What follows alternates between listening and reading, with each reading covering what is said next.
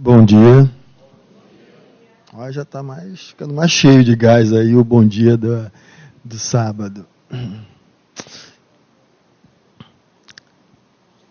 Às vezes, quando eu adentro uma casa religiosa, uma pergunta que no meu silêncio interior eu sempre me faço: o que torna essa casa uma casa religiosa? O que torna essa casa esse lugar que representa um elemento da minha busca? E a resposta não está na foto do amigo que está ali na porta, nos retratos pendurados. Um deles é do próprio que está na porta, o Chico, Jesus. O outro, Francisco, antecessor, anterior a ele, Francisco de Assis. Não é nada disso. Nada disso. O que torna isso expressão, elemento de conexão com os sagrados, é justamente a presença de cada um de vocês, de cada um de nós. Enquanto nós não conseguimos reconhecer no outro o sagrado que tanto buscamos, vamos continuar amealhando migalhas, em vez de verdadeiramente conquistando o esplendor do nosso ser. Na história da evolução, nós vamos falar de algo que é o espírito. E há um ponto, mais ou menos, que vai demarcar o que é isso. Porque, na realidade, quando nós vamos olhar o fluido espiritual, quando nós vamos olhar as formas de vida, e vamos dizer o seguinte: os animais estavam aí. E quando foi que o homem se fez presente? Porque vamos chamar de espírito apenas no momento em que esse princípio espiritual agora ganha uma modificação. E a partir daí passa a existir o homem, e como passa a existir o homem, passa a existir o que nós vamos denominar de espírito. Então, espírito é esse patamar de evolução do espiritual no qual algo acontece. O que acontece? Quando eu começo a minha fala de hoje com esse elemento, é que templo religioso não deve ser templo de seguidores. Templo religioso não deve ser templo de bois que vão para o abate. Templo religioso não pode ser pauta de segmento cego. E aí eu me sinto muito à vontade em estar na casa espírita, em estar falando sob a égide desse conhecimento, justamente porque ele se baseia nisso.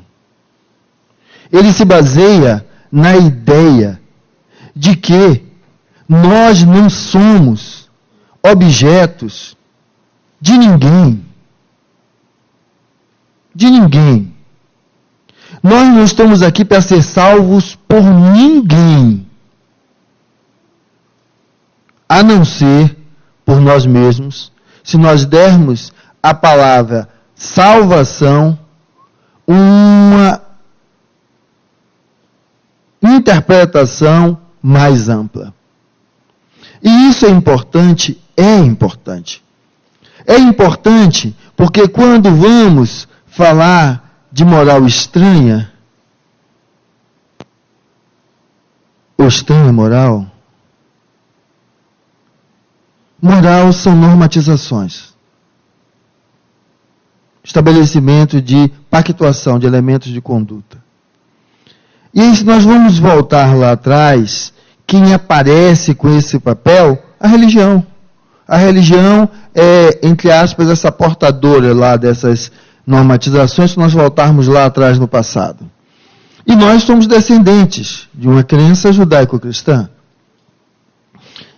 E o que é que nós vamos observar? O que hoje é a base dessa crença judaico-cristã é a Bíblia.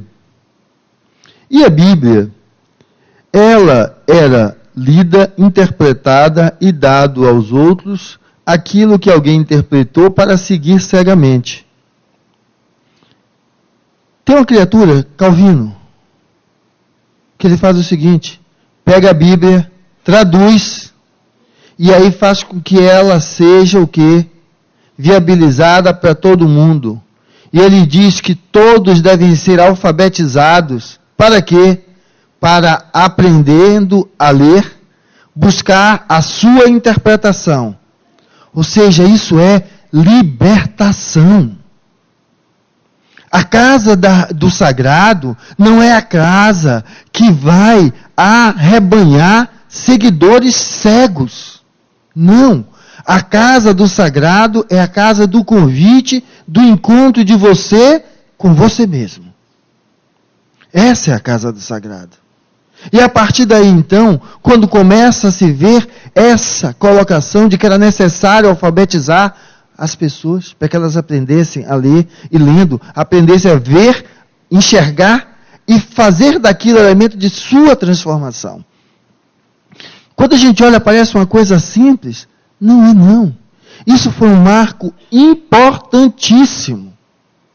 Importantíssimo. E nós não conseguimos voltar no tempo e nos apropriar do que é isso. Nós às vezes estamos aqui apenas ouvindo o que o outro fala. Ninguém que aqui venha falar tirou as suas ideias do nada. Ninguém tirou as suas ideias do que já está posto. Porque o que está posto é tão amplo que nós não fomos capazes de dar conta sequer de uma frase: amai-vos uns aos outros. Quanto mais do resto do legado.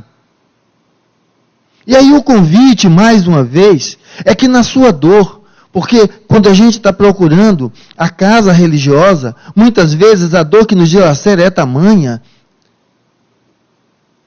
Respire fundo, fique tranquilo. Porque você vai receber as energias de ajuda, as energias de cura. Porque aqui estão vários irmãos, voltados e imbuídos na energia da seara do Cristo, e que estão próximos de você, lhe dando um passe, lhe amenizando as energias desarmonizadoras que você vincula consigo. Então, respire fundo e se nutra disso. E estão aqui, não é porque eu estou aqui, ou qualquer outro palestrante aqui esteja. É assim porque vocês estão aqui. Ou seja, o trabalhador está onde o trabalho se faz necessário. Então, eles estão aqui por vocês. Então, se permita nutrir disso. Mas se permita ao mesmo tempo a inquietude no coração. A inquietude que já não esteja mais na dor que lhe envolveu, que lhe absorve, que lhe trouxe até aqui, mas a inquietação no sentido de, peraí, a quem eu quero ajudar aqui estando? A quem? Porque esse a quem vai se revelar quando justamente você usa o seu senso crítico, o seu olhar, porque tudo que é o que você está usando revela você. Por isso que se aqui eu levar meia hora falando de Cecília, não presta muito não, né? Aí vocês não vão conhecer Cecília, mas vocês vão conhecer Fernando. Então, isso é importante? É porque isso é libertador. E aí, nessa escalada, vamos ver o que é mais lá na frente, depois então que esse evangelho se torna público, o descortinar. Livro dos Espíritos. Que vai fazer o quê? Lá atrás, em uma das passagens da Bíblia, a criatura era um servidor de um grande senhor, que ele tinha seus filhos, e essa criatura vivia lá comendo das migalhas, porque aos servos o que sobra. E ele alegremente comia das migalhas. Adoeceu, morreu. E o dono, o grandão, um tempo depois, morre também. Só que ele se vê o quê? Ardendo nas chamas do inferno. Quando olha para cima, vê uma luz. Quando ele apura os olhar e olha de novo, quem é? Aquele servo. Junto de quem? Do pai Abraão. E aí ele chama. E aí os 12 vêm até ele e diz: pai Abraão, mande fulano lá os meus filhos dizer que a vida continua, para que eles não incidam nos mesmos erros que eu. E aí ele diz assim: espera aí, Moisés já foi a vocês não escutaram, vocês vão escutar a ele? É a ele que vocês vão escutar? Então isso que esse homem pede, nos foi dado há 160 anos atrás. Tornou-se claro a ideia de que verdadeiramente é o Espírito. É o Espírito o que somos. E a mesma coisa, nós estamos nos apoderando disso? Ou nós estamos mais uma vez como seguidores cegos, antes de Lutero, acreditando nos que nos dizem a partir de algo, e sem buscar, ver, criar, constituir o nosso entendimento, o nosso olhar, nas mesmas bases de que o nosso facilitador, orador, está buscando trazer. Porque essa é a ideia. Que aí Jesus, em uma de suas passagens, entra a criatura endemoniada, e aí ele ordena que os seus discípulos vá lá para retirar os demônios, e o nego vai, e aí tenta, não consegue, nem o negro nem o branco. Aí volta: mestre, ele diz: ó Pai, até quanto estarei? Porque homens de pouca fé. E aí ele vai, e aí ordena aqueles espíritos que saiam daquele corpo. Os espíritos perguntam que poderiam se atirar naquela manada de animais, assim o fazem, e depois se colocam de espinhadeira abaixo. É porque estavam no contexto de serem seguidores de Jesus. Porque seguidor só faz o que o outro fez. Só o que o outro fez. Então, se o outro for para o precipício, vai junto. Só faz o que o outro fez. E o que é que eu trouxe falando do ser espírito? O homem é o único ser no qual a sua realidade é composta de irrealidades. O que é isso? Para um animal, uma pedra é aquilo que está ali. Ele consegue dar a essa pedra outra finalidade, transformá-la, modificá-la? Não. Então, quando surge um homem, uma das coisas que vai dizer é um homem, porque não é a aparência. Se a gente chegar lá para os australopitecos, a gente vai olhar, é um macaco andando, é que ele começa justamente a ter essa habilidade. Transformar a realidade em uma outra coisa. Ou seja, ele transforma a natureza. Ele começa a se utilizar dela para as suas necessidades, modificando, transformando, dando a ela aquele aspecto, aquela função que ele necessita. Isso é o que nos distingue dos animais. Então, no momento que ele pegou a pedra, quebrou, transformou ela numa lâmina para cortar a carne, ele transformou. O outro animal não sabe fazer isso. Se ele não tiver presas necessárias, vai morrer de fome. O homem aprendeu. Só que, veja só, a realidade era a pedra bruta. O que é que eu estou chamando de irrealidade? É aquilo que não está ali posto como tal. Ele quebra a pedra, pega a lasca e corta. Se transforma numa lâmina. Essa mesma lâmina agora que serviu para cortar, ele vai utilizar como um peso de papel. Ele pode utilizar para agredir o outro. Ele pode utilizar como um adorno. Ou seja, algo que era só algo, ele transforma numa multiplicidade.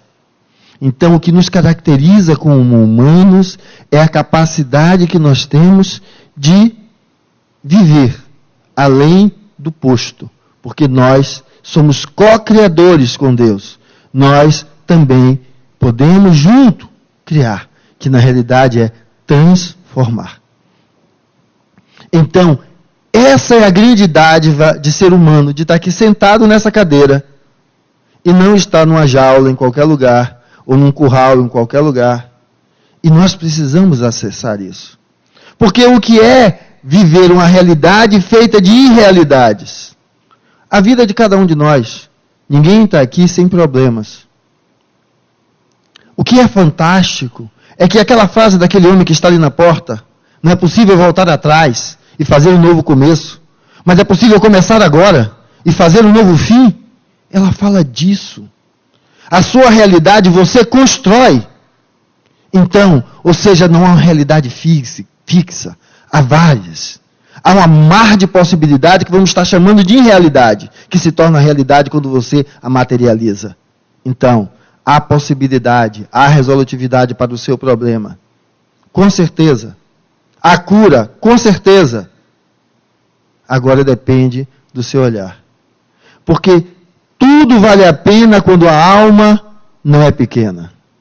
Então é a senhorinha com câncer de pulmão, no nosso trabalho de cura, que aí ela já estava algumas semanas, não foi agora, foi há uns 13 anos atrás, e aí eu perguntei como é que a senhora está, ela disse, eu estou bem. Eu digo, eu notei, a senhora está sorridente e tudo. Ela diz, é. Aí eu perguntei, e como é que está o câncer? Ele continua me comendo. Mas você está falando de cura? É porque justamente ela estava acessando que o que é perene é o espírito.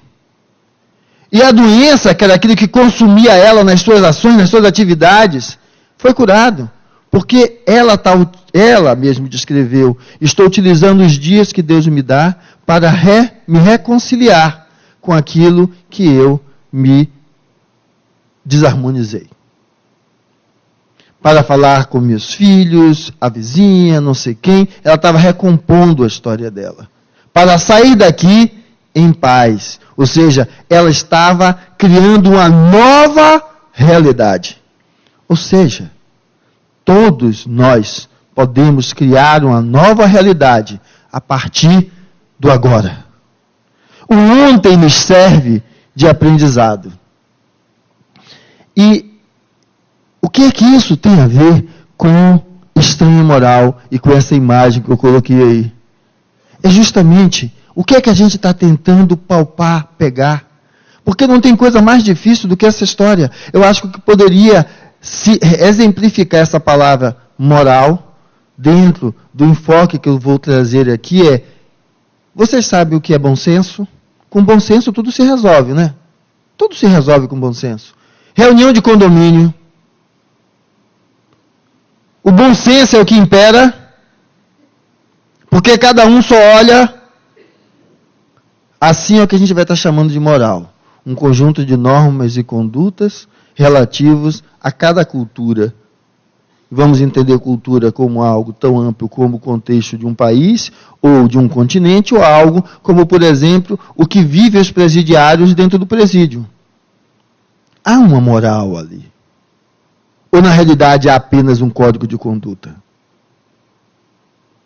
Há um código de conduta de respeito entre eles, as coisas que eles determinam.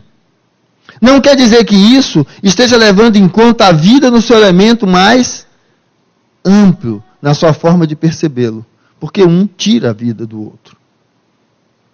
Então, quando vamos falar sobre estranho moral, e eu boto essa situação assim, dessa mão, sem conseguir perceber claramente, é como a gente entra aqui. Eu entrei, foi no Joana, há uns anos atrás. E aí eu entrei, sentei, e incomodado, muito mobilizado internamente. E aí me apareceu uma senhorinha do meu lado e fez assim, fez? Bom dia, né? Boa noite, boa noite, seja bem-vindo. E aí eu fiz, obrigado, eu vim aqui porque eu estou muito machucado, eu preciso de ajuda, eu quero me harmonizar, eu quero isso, eu quero aquilo. E ela, com o olharzinho dela bem tranquilo, tocou a mão no meu ombro e disse, meu filho, você vem aqui pedindo como vários outros vêm e outros continuarão vindo. A única coisa que eu quero lhe perguntar é para quê? Para que você quer o que você vem buscar? Porque se você quer o que você vem buscar para continuar nessa estranha moral estranha em que você está, de nada adiantará. Então a moral estranha é justamente essa estranha moral que lhe deixa sentado no mesmo lugar, sem conseguir se apoderar do que você é, homem, espírito. Esse ser capaz de modificar a realidade. E aí então, eu ali continuei e comecei a entender, porque até aí religião era algo que me causava asco, porque para mim era um lugar de seguidores. E justamente o que ela me disse é que não é isso. Aqui lhe queremos, lhe abraçamos, para que seja mais um. E mais um, mais um, mais um, mais um, sendo um, você. E ajudando o outro também a ser um, ele. Porque nós só podemos ser mais se cada um for quem é. E aí então, para mim é onde está o sentido dessa estranha moral e dessa casa. É olhando aquele portal que está ali. Então, ela é um portal que nos convida a olhar e dizer, então, qual é a sua moral. E aí nós vamos entender uma outra coisa que vai diferenciar moral e ética. Moral, essas normas, condutas, hábitos, costumes que a gente vai determinar lá. E o que é ética? É algo que olha essa moral criticamente. Para quê? Para que ela vá se transformando, se modificando, porque todas as normatizações vão mudando com o tempo. Porque a normatização é feita a partir da sua capacidade de compreender, de interpretar, de enxergar, de ver aquilo que está ali, de interagir. Aí você vai começando a mudar, você começa a enxergar outras coisas e começam a aparecer outras coisas se tornando realidade que antes não eram. Então é preciso que haja um olhar crítico sobre você mesmo. E esse portal para mim representa a segunda parte, que é o Evangelho, que eu comecei falando como elemento fantástico, e segundo o Espiritismo. Então, segundo a ótica de que você é um espírito imortal. De que isso aqui, que você está olhando, aquela carinha no espelho que já despencou, ou que não despencou ainda para quem é mais novo, certo? Que está cheia de ruga, que tem suas marcas. Nessas marcas, nessas rugas, estão o seu retrato. Mas principalmente o seu retrato enquanto personagem dessa existência. Você, eu, todos nós, somos mais do que isso. Por quê? Porque nós já vivemos várias vidas e continuaremos a viver ainda outras vidas mais. Porque a experiência no corpo físico é uma passagem para aprendizado. Então essa proposta é que para mim expressa aquela abertura, onde aquele homem está ali parado e olhando para o campo. Onde ele está ali olhando. E veja que ele está sozinho. Porque nessa passagem do Evangelho ele diz, eu vim não para trazer a paz, mas para trazer a guerra.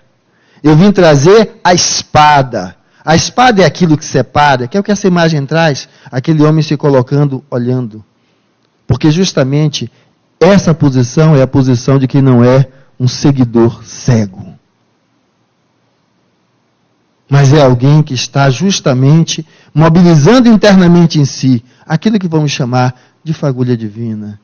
Do convite a co-criar com Deus. A sermos o elemento capaz de olhar e fazer ali a diferença a partir de nós.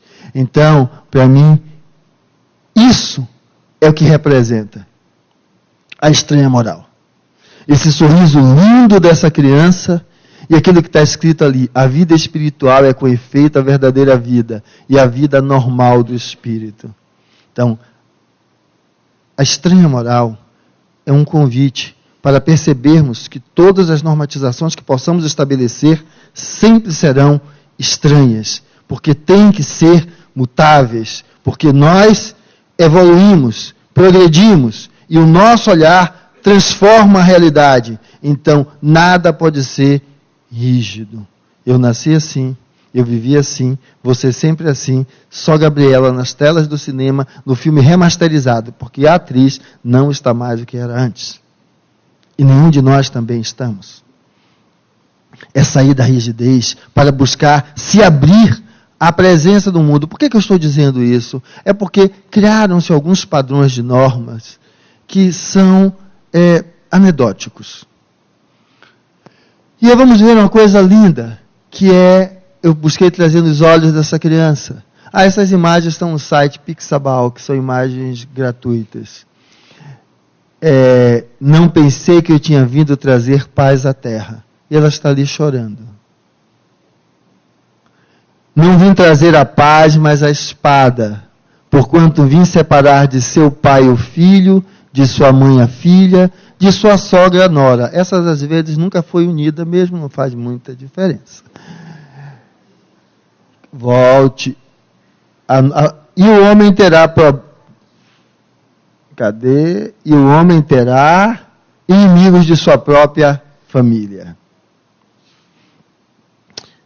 Veja só. Eu estava conversando com uma amiga ontem, Adriane, sobre a questão dos filhos. As minhas estão com 10 e 12 anos. E adolescência. Adolescência é um pouco justamente disso. Ele, para ser ele tem que se apartar do pai, da mãe, para ter identidade própria. Senão é um desastre.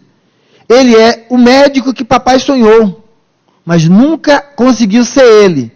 É um médico que papai sonhou, cheio de artrose agora, porque o que ele queria ser era um bailarino. Está todo atrofiado.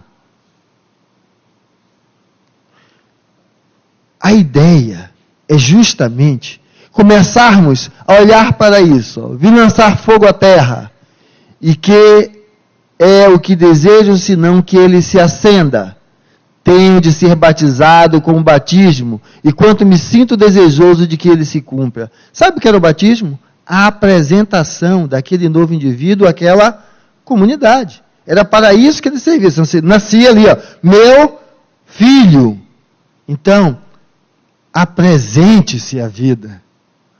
Esse batismo que ele está desejoso é de que nós deixemos de ser seguidores de Jesus e sejamos indivíduos que incorporamos a lei do amor que ele trouxe. E sejamos, então, parceiros, companheiros, lado a lado. E aí nós possamos, então, entender que essa estranha moral não tem nada de estranho. Eu simbolizei ela nessa imagem que tem um livro aberto e um anel de espinhos, que o reflexo dele aparece ali um coração. Porque tenho certeza, quando eu adentrei no Joana de Ângeles há anos atrás, que aquela senhorinha veio conversar comigo, doeu muito, teve muita ferida, mas hoje eu podia brincar com o Roberto Carlos. Se chorei ou se sorri, o importante é que emoções eu vivi. É esta emoção de estar vivo. Essa emoção de sentir que a vida continua.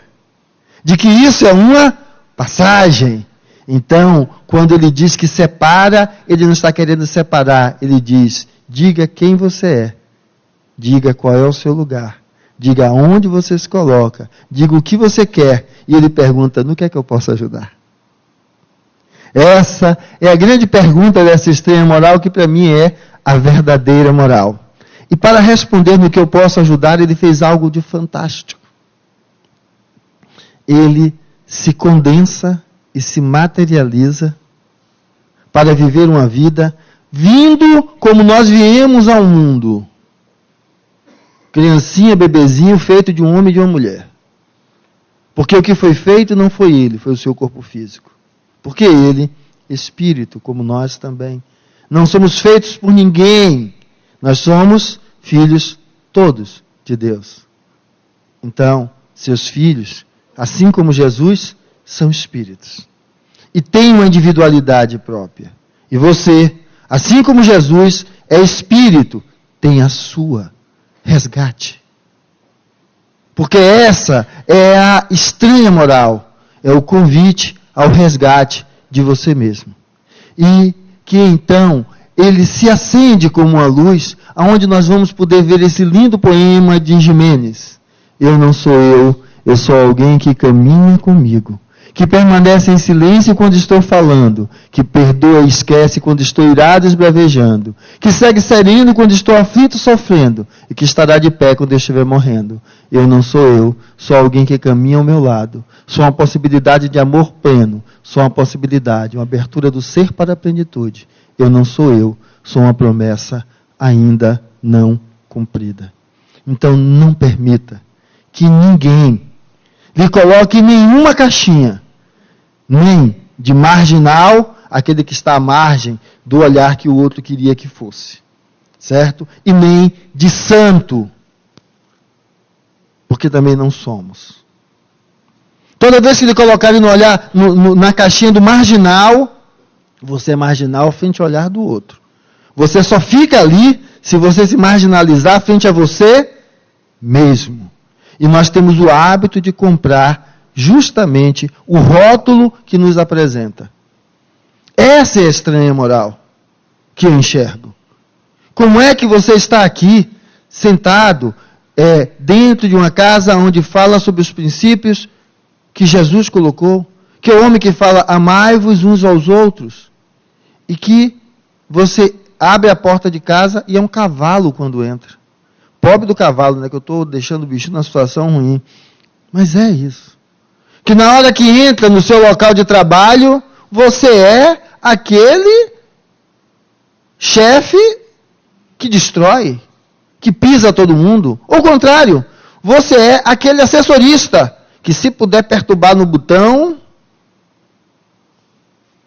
porque não é o cargo, é a índole. O que vem de dentro. É isso que está posto à transformação de uma realidade para outra, do ignorante, que ainda não sente que o outro é também semelhante a ele. E aí, esse convite nos deixa aberto a isso.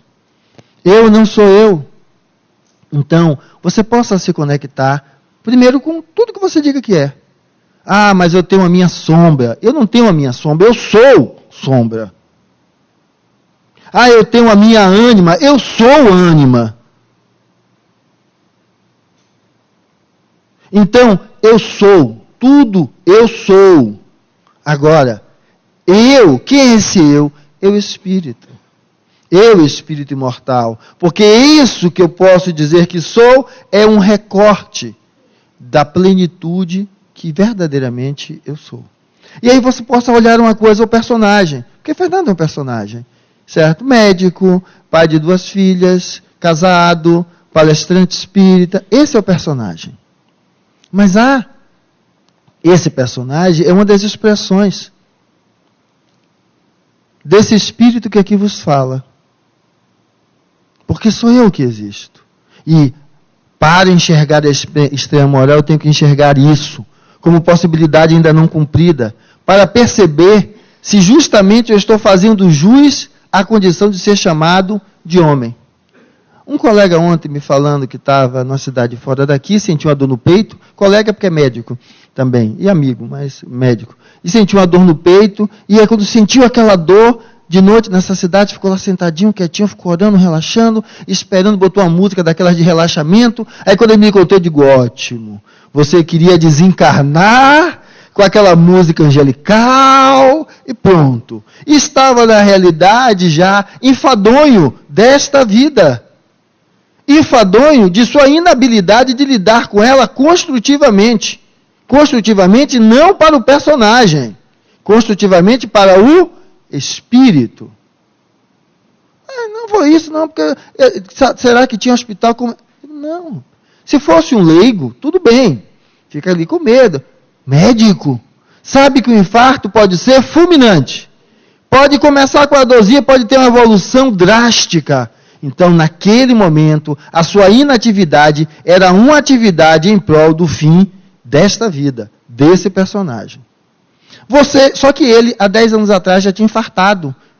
E aí eu fiz ainda a mesma pergunta que a velhinha me fez no Joana. Quando você infartou, você pediu, não foi? Você queria voltar, você queria melhorar. Para quê? Olhe agora o que você fez com aquilo que você ganhou e recebeu. E veja se você está condizente com aquilo que você pediu. Ou se você está repetindo as mesmas coisas ou pior. Porque essa é que é a estranha moral. De se manter em vez de se transformar, de se modificar. De utilizar aquilo que você veio buscar aqui. Para que seja esse elemento de transformar. Então, aí eu perguntei, mas veja, eu digo, veja só. Quando nos colocamos como que paralisados frente a algo que a gente não está conseguindo resolver, veja se isso não pode repercutir um pouquinho a ideia de que eu estou levando essa vida com isso, aquilo, buscando, tendo dinheiro, família, isso e aquilo, mas o quanto isso está condizente comigo? Eu estou trazendo isso naquela imagem de eu queria ser o bailarino, mas papai queria que eu fosse médico. Mas ser bailarino aos 52 anos dá dó, né? Não dá nem para agachar. Mas, ou seja, a ideia é você dar espaço àquilo que vibra em você. Jamais iria ser Mikhail Baryshnikov e Tupiniquim aos 52, não dá. Mas dá para dar uma bailada aqui ou lá, ou o contrário, deixar esse elemento criativo e artístico eclodir de outra forma. Dar vazão a que ele se expresse. Então, essa justamente a ideia. De sair das normatizações que lhe enquadrem um lugar sem que você possa perceber a sua capacidade de mudar, de se transformar. Porque justamente aquela luz que está ali não é de uma vela. Aquela luz só pode ser você. E o convite justamente é para que você enxergue que é você. E que enxergando que é você, possa sair dessa visão de normatização de que existe um bem angelical, de asinha, normalmente branco, né? Normalmente não aparece um anjo preto, é um problema. Essa está ali com a espadinha na mão. Ou então, esse cão é bonito, né? Silhueta assim, do jeito que as mulheres querem ficar agora. Enquanto alguns dizem, sai de reto, outro diz, venha. Certo? Então, aquele elemento que eu coloquei como uma possibilidade ainda não cumprida, ele vai ter esses aspectos. Agora, é como eu falei com a pedra. Isso é uma ferramenta. O que ela faz depende de você. Então, dê à ferramenta uma utilidade que seja edificante e construtiva, para que ao sair daqui, você olhe para trás e essa experiência, essa ferramenta, que é essa vida no seu corpo, esse psiquismo que você está utilizando, ele tenha sido útil para que você possa ter integrado a você tesouros que a traça e o ferrugem não destroem. E por isso vão contigo. E aí então nós possamos entender que esse você se faz integrando aquilo que você é. E é essa integração que lhe leva à possibilidade não de virar um anjo de asinhas, né? Porque o mal não acaba, porque não há mal. Acabar o mal é destruir uma parte de você. Então, na realidade, é utilizar aquilo, aquela energia, para seu crescimento, seu despertar. Isso vai fazendo com que você cresça e saia dessa visão de bem e mal, certo e errado, e aí você passe a ter um olhar crítico. Porque justamente uma lei que julga desiguais como iguais não é justiça, mas é injustiça. E às vezes nós fazemos isso com os nossos filhos, fazemos isso com o nosso parceiro, fazemos isso com quem nós trabalhamos. E é esse convite de estranha moral que vai lhe dizer que a sepultura não é uma cigana cheia de promessas miraculosas, e sim uma porta mais larga de acesso à nossa própria consciência. Foi o que eu disse ao meu amigo que estava infartando, queria morrer angelicalmente. E acordar do outro lado em paz? Não. Não, porque esta vida é vida, porque ele, espírito, a viveu. Então tudo que aqui não se resolveu está onde? Então não adianta se despedir. Então tem que tomar consciência. E aí, ampliando a consciência, entender que não adianta esperar a morte para solucionar as questões da vida. E nem alegar a enfermidade ou a velhice para desistir de aprender. Porque estamos excessivamente distante do céu. O distante do céu é se ver como Jesus, sem asinhas, porque ele não tem, aí conseguiram evoluir no pensamento, mas o contrário. Não há um Jesus que vai aparecer como estado de evolução do espírito daqui a não sei quantas milhares de encarnação. Há em você. Há em você. O pior dos marginais tem nele elementos ali de afeição, de apreço. Então nós somos como um campo fenestrado por onde essa luz transpassa. E se você der espaço, essa luz se amplia. E o que era escuridão se torna luz. Então, a ideia é justamente que nós possamos entender que é isso. Então, quando eu disse que somos um campo fenestrado, eu coloquei todas essas mãos, que são todas as nossas faces que nós utilizamos. É quando alguém pisa no nosso pé, só que o cara é um negão 3x12, a gente diz, oi, tudo bem? Não, tranquilo. Certo? Paciência. Então, as faces que nós usamos. E possamos entender que quando alguém lhe rotular que você é isso, aquilo, por essa ou aquela imagem que apareceu, você entenda que a nossa proposta é unir. Ou seja, nos utilizarmos das ferramentas, unindo elas em um propósito. Propósito consciente de fazermos as transformações necessárias na nossa vida, onde a gente tenha que assumir o instinto, a corporeidade dessa vida, porque sem assim fazer, isso vira um faz de conta. Aqui não existe aquela guilhotina que eu boto o bicho lá e castro, para não ter desejo pelas outras mulheres, homens ou o que quer que seja. Isso é ignorância. Da mesma maneira que eu disse que eu não castro o bicho, eu não devo castrar mais nada. Mas, Fernando, você é agressivo? Sou. Eu tenho que aprender a utilizar a minha agressividade de maneira construtiva e não a destruí-la. Porque quando eu destruí-la e eu precisar dessa força, quem vai me dar? Ninguém dá nada a ninguém. Somos herdeiros de nós mesmos. E aí vamos entender que esse Espírito está além de tudo isso, porque tudo isso está nele. E estando nele, nós começamos a conseguir compreender que o convite de se perceber espírito imortal é justamente o convite de entender que os embates fazem parte da vida. E a estranha moral é um dos grandes embates que vai nos colocar sempre frente a frente. Como é que você fez isso? Por que é que eu fiz isso? Como é que eu fiz assim? E o que você precisa fazer é se libertar. Dizer, se assim eu fiz, porque foi o melhor que foi possível para mim naquele momento, naquele instante. Ah, mas eu podia. Tanto não podia porque que não fez. Que se pudesse, realmente fizesse. E aí, se libertando, você seja capaz de perceber que há uma multiplicidade de aspectos em você.